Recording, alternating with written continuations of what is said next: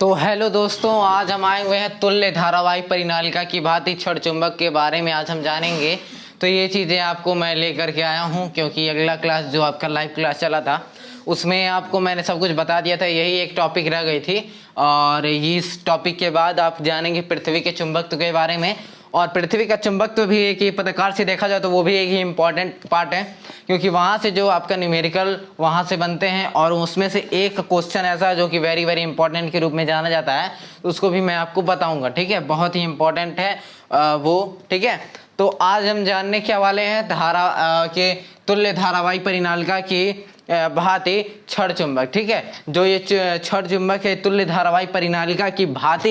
ये क्या, ये क्षण चुंबक। ठीक है, इसमें क्या होता है कि यदि किसी धारावाही, मान लीजिए आपके पास के यदि कोई धारावाही चालक है, ठीक है, तो यदि किसी धारावाही परिनालिका है आपके पास, तो यदि किसी धारावाही परिनालिका में क्या किया जाए, को स्वतंत्र रूप से यदि लटका दिया जाए। ठीक है, यदि आप सपोज करिए कि यदि आप किसी चुंबक को ऐसे लटकाते हैं, क्षण चुंबक को लटकाते हैं, तो वो क्या होता है, वो उत्तर और दक्षिण के ध्रुव में ऐसे टिक जाता है कि नहीं, टिक जाता है ना। तो सिंपल से यही बात यहाँ भी होगा। डायग्राम मैं आपको दिखा देता हूँ। तो यदि आप उसको स्वतंत्र रूप में लटकाते हैं तो आपका वो क्या होता है, वो आपका लटका दिया जाए तो उत्तर और दक्षिण की दिशा में क्या हो जाएगा, ठहर जाता है। क्या हो जाता है, उत्तर और दक्षिण की दिशा में ऐसे ठहर जाएगा। ठीक है, क्योंकि उत्तर की दिशा इधर है और दक्षिण की दिशा इधर है, चाहे इधर आपकी दिशा जिस तरफ होगी उस तरह ऐसे क्या हो जाएगा, वो लटक जाएगा। ठीक है, और इसी प्रकार यदि दो धारावाही ये क्या करते हैं, एक दूसरे को आकर्षित भी करते हैं, एक दूसरे को प्रतिकर्षित भी करते हैं, ये बात तो आप जानते हैं। और उपरोक्त जो चीजें हमने बोली उससे यह स्पष्ट होता है कि परिनालिका का व्यवहार कैसा होगा, दंड चुंबक की भांति होगा, क्योंकि दंड चुंबक सेम टू सेम इसी तरह कार्य करता है। ठीक है, और यदि देखा जाए तो इनके सिरों के बीच उत्तरी और दक्षिणी ध्रुव भी होते हैं। तो धारावाही परिनालिका के सिरों के बीच भी क्या होता है, ध्रुवता परिनालिका के में धारा की दिशा पर निर्भर करती है, धारा की दिशा पर निर्भर करती है। ठीक है, तथा घड़ी, यदि मान लीजिए यदि आप घड़ी के सामने खड़े हो रहे हैं, ठीक है, यदि आप मान लीजिए घड़ी के सामने, घड़ी के नियम के आधार पर यदि देखा जाए, इनको क्या देखा जाए, घड़ी का नियम क्या होता है, वो किस तरह गति करते हैं, वो दायां वृत्त होता है ना, दाएं की तरफ ऐसे टिक टिक टिक टिक टिक टिक दाएं की तरफ बढ़ाना स्टार्ट करते हैं। और यदि यही बात पड़ जाती है, यदि आप मान लीजिए कि और यदि वो आपका विपरीत जा रहा है तो वामावृत होता है ना, तो वाम की तरफ जाता है। तो आप यदि खड़े हैं तो यदि परिनालिका के सिरों के यदि परिनालिका के सिरे क्या हो, घड़ी के दिशा के विपरीत जा रही हैं तो वो क्या होती है, वामावृत होती हैं। ठीक है, और यदि दक्षिण ध्रुव की, और यदि मान लीजिए कि घड़ी की सुई एकदम उसके अकॉर्डिंग जा रही है, घड़ी की सुई जिस तरफ जा रही है उसी के अकॉर्डिंग परिनालिका क्या है, उसमें परिनालिका के यदि, परंतु यदि धारा क्या हो, दक्षिणावृत अर्थात घड़ी के सुई के दिशा में हो तो वो क्या होती है, वो क्या करेगी, दक्षिण ध्रुव की भांति कार्य करेगा। और एवं दूसरी, और क्या होगा, और दूसरा सिरा उत्तरी ध्रुव की भांति कार्य करेगा। ठीक है, क्या, यदि वो उसके दिशा के अनुसार घूमता हो तो दक्षिण ध्रुव की भांति, और यदि और दूसरा सिरा उत्तरी ध्रुव की भांति कार्य करता है।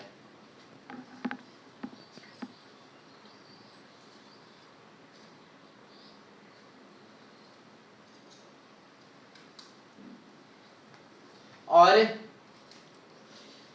इसके आगे देखेंगे तो जैसा कि मैं बोल रहा हूँ वो सब चीज़ें दिख रही होंगी। ठीक है, तो मैंने बताया ना कि दूसरा सिरा किस तरह कार्य करेगा, यदि ये दक्षिण की तरह कार्य करता है, दूसरा सिरा उत्तरी ध्रुव की तरह कार्य करेगा। ओके,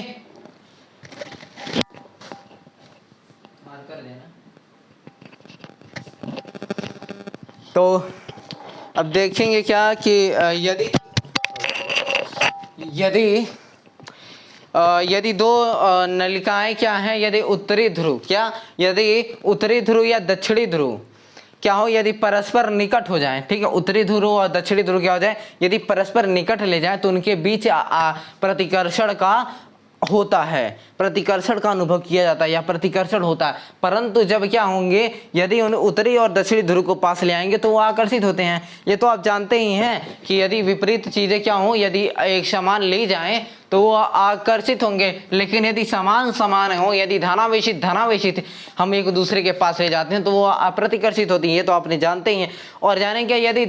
जो मैं बोल रहा हूँ वो चीज़ दिख रहा होगा। ठीक है, ऐसी बात नहीं है कि जो मैं बोल रहा हूँ आपको मैं समझाने के लिए बता रहा हूँ। ठीक है, तो यदि मान लीजिए लीजिए कि धारावाही परिनालिका, मान लीजिए आपको जो धारावाही परिनालिका है वो छड़ चुंबक, ठीक है, क्या छड़ चुंबक की तुल्यता, मतलब कि जो आपका छड़ चुंबक की क्या हो जाएगी, तुल्यता गणितीय रूप में पुष्टि करने के लिए क्या करेंगे, धारावाही परिनालिका के कारण यदि मान लीजिए अधिक दूरी पे क्या, अधिक दूरी के लिए चुंबकीय क्षेत्र यदि ज्ञात करना हो, ठीक है, ज्ञात करके उसकी दंड क्या, उसकी दंड चुंबक द्वारा उत्पन्न, उसकी दंड चुंबक द्वारा उत्पन्न चुंबकीय क्षेत्र, जो आपका दंडीय जो चुंबक है उसके द्वारा जो उत्पन्न, उसके द्वारा जो उत्पन्न चुंबकीय क्षेत्र है में यदि तुलना करते हैं, तो मान लीजिए जो आपको मैं डायग्राम दिखा रहा हूं, और यदि उसमें डायग्राम देख सकते हैं कि आपके पास इस साइड दिख रही होगी, और उसमें जो दूरी आपकी क्या है 12 है, लेकिन जो बिंदु P O से P तक की दूरी, मतलब कि जो आपका दंड चुंबक है उसका केंद्र O और उससे दूरी मतलब P तक की दूरी आपकी क्या है, वहां पे R है, ठीक है, और उनके दो दंड चुंबक मतलब जो परिनालिका आपकी दंड चुंबक की व्यवहार कर रहे ना उस बात ही, तो आपकी जो परिनालिका उन दोनों के बीच जो है जो दूरी होगी वो क्या हो जाएगी, आपकी 2L हो जाएगी, ठीक है। और यदि अल्प दूरी देखें, यदि अल्पांश दूरी देखा जाए तो वहां पे आपकी x होगी, ठीक है, मतलब कि dx मतलब, और उनके बीच की दूरी x, मतलब dx मतलब इतनी सा दूरी है, मतलब हम यहाँ है तो यहाँ से थोड़ा सा इधर जा रहे हैं, एकदम 1 मिमी से भी कम जा रहे हैं, तो वो चीजें क्या हो जाती हैं आपकी, एकदम अल्प दूरी dx होती है, ठीक है। तो 1 मिमी को यदि आपकी देखी जाए तो वो अल्पांश दूरी ही होती है। यदि आप किलोमीटर में किसी चीज को नाप रहे हैं तो 1 मिमी इधर उधर जाता है तो उसको हम क्या कह सकते हैं, उसको छोड़ सकते हैं, ठीक है, उससे कोई रिलेशन नहीं लिया जा सकता, क्योंकि किलोमीटर और मिमी में बहुत ज़्यादा डिफरेंस हो जाता है, ठीक है। तो वही चीज़ें आपकी क्या कहते हैं, वही चीज़ें त्रुटि होती हैं, ठीक है, वही थोड़े जब त्रुटि निकालते हैं तो वही चीज़ निकालते हैं, 0.001 ऐसे करते हैं, ठीक है। अब हम जानते हैं उसके आगे डायग्राम आप देखते रहिए।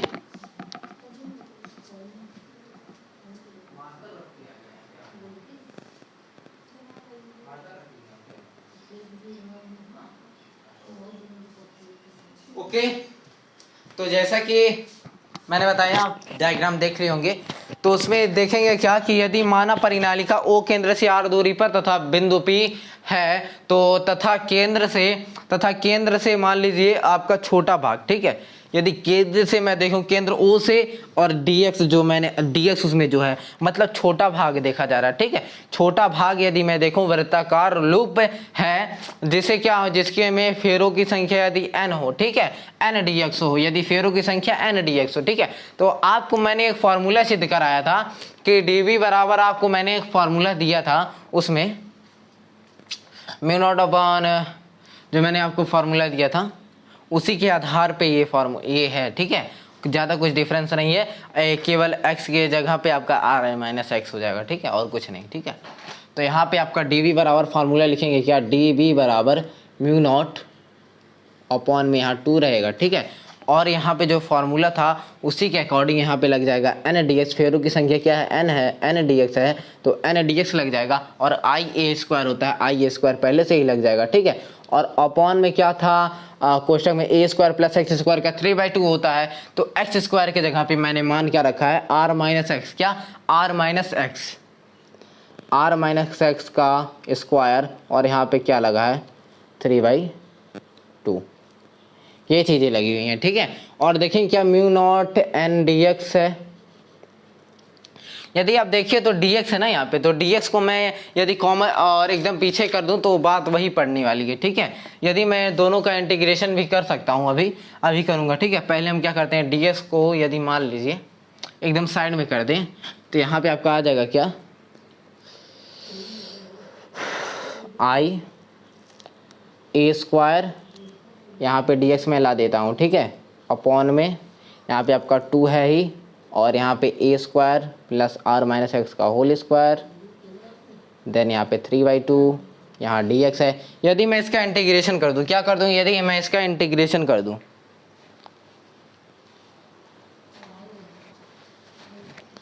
यदि मैं इसका इंटीग्रेशन कर दूँ तो क्या होगा,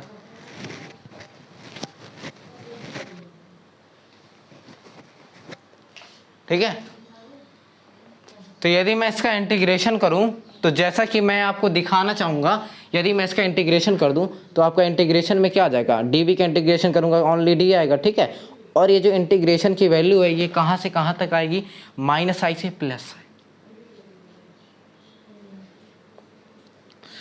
-i से +i तक, ठीक है, सिंपल सा बात। और यहाँ पे आपका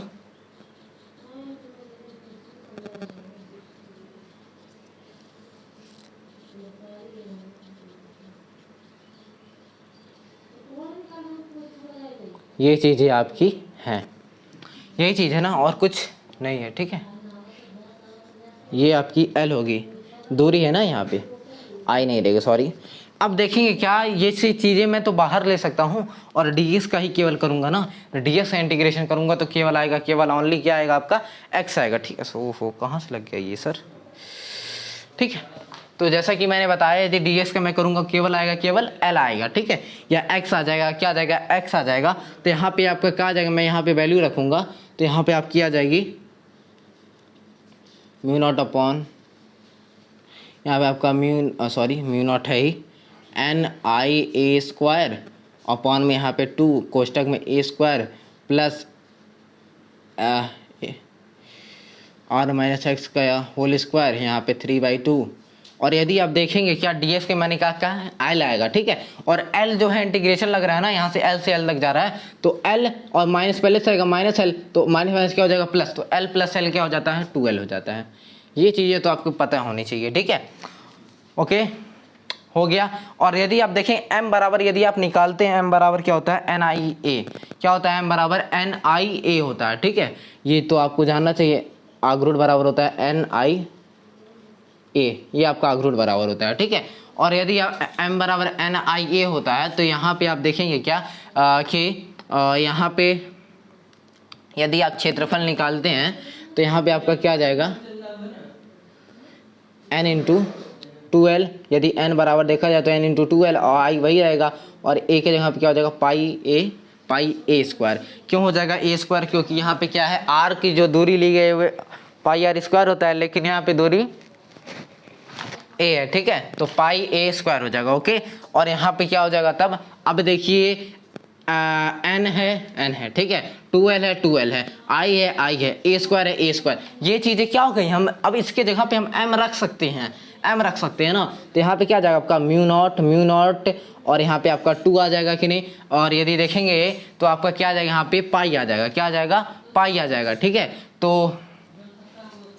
हम यहाँ पे क्या कर सकते हैं कि ऊपर नीचे यदि पाई के मल्टीप्लाई कर देंगे, ठीक है, तो आपका आ जाएगा μ0 और यहाँ पे आ जाएगा आपका, यहाँ पे क्या आ जाएगा, m आ जाएगा ना, तो यहाँ पे आपका आ जाएगा तो 2m और यहाँ पे 4 पाई अपॉन में आपका आ जाएगा,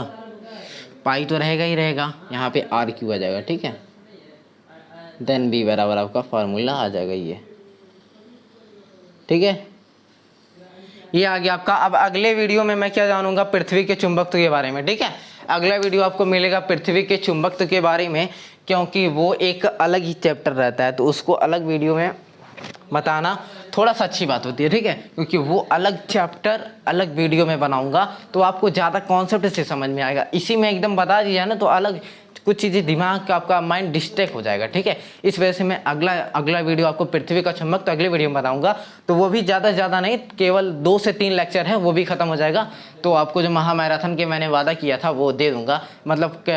5वां चैप्टर भी उसमें ऐड रहेगा, ठीक है, बस ये बात है। टाइम न मिलने की वजह से ऐसा हो रहा है, तो उसमें मैं 5वां चैप्टर भी ऐड कर दूंगा, ऐसी बात नहीं है, ठीक है। जैसे ये लेक्चर खत्म हुआ उसका अगला लेक्चर यदि कुछ बनेगा तो वो महामैराथन ही रहेगा और कुछ नहीं रहेगा, ठीक है। अगला लेक्चर आपका महामैराथन ही रहेगा, ये चैप्टर उसमें ऐड रहेगा, ठीक है। मिलते हैं तब तक के लिए, जय हिंद, जय Bharat. Please thank you for watching, okay.